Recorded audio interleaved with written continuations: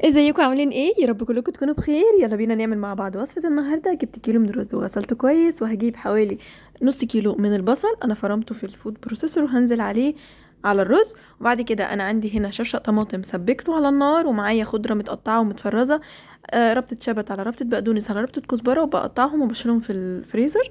وبعد كده هجيب حوالي 4 5 فصوص من الثوم مهروسين، وهنزل عليهم كمان بمعلقتين ونص من الصلصة كبيرة، وانزل عليهم بشويه من الكزبره وكمان السبع بهارات، وهحط كمان عليهم بهارات محشي لو متوفر طبعا.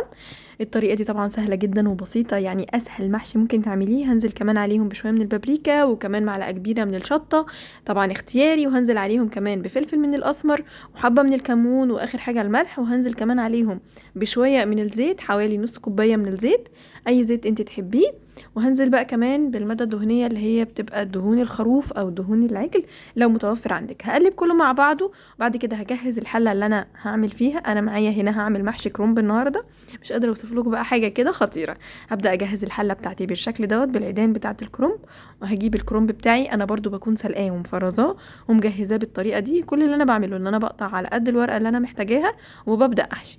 الطريقة سهلة قوي. اذا كنتي هتقطعي خضرة وتفرزيها مع تسبيك الطماطم برضو وتفرزيها، بتبقى سهلة قوي وما بياخدش معاكي اي وقت خالص.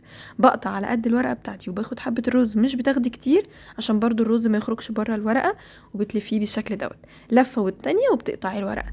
ودي كان شكل الكمية بتاعتي بعد ما خلصت كل الكمية اللي معايا. وده كان شكل الحلة. هبدأ بقى اولع عليها النار، هتاخد بس يعني هتسمعي كده على النار من تحت. وبعد كده هتنزلي عليها بالشوربة، اي شوربة مرقة متوفرة عندك، اذا كانت لحمه او فراخ، اي مرقه متوفره عندك. كمان بط بس تكون متملحه ومتظبطه الملح بتاعها. وبعد كده بتاخد غلوتين وبوطي النار. طبعا بتسقي الشوربه زي ما قلت لك على الصف اللي تحت الصف الاولاني على طول. وبعد كده بسيبها تاخد الغلوتين وبوطي عليها. طبعا بتختبريها، بتشوفي الرز استوى ولا لا، واذا كان الكرنب برضو استوى كويس ولا لا.